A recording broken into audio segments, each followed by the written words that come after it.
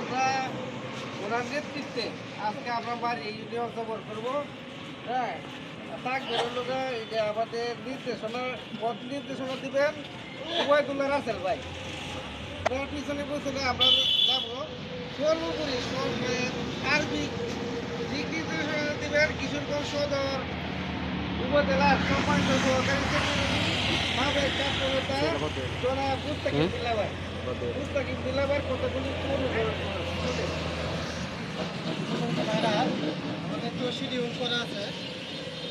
আমরা তো সুশৃঙ্খল একটি সংগঠন, আমরা শৃঙ্খলা বজায় রাখি। গাড়ি প্রথম সামনের গাড়িতে আমাদের এমপি প্রার্থী মোটরসাইকেলে যাতায়াত করবো আমরা।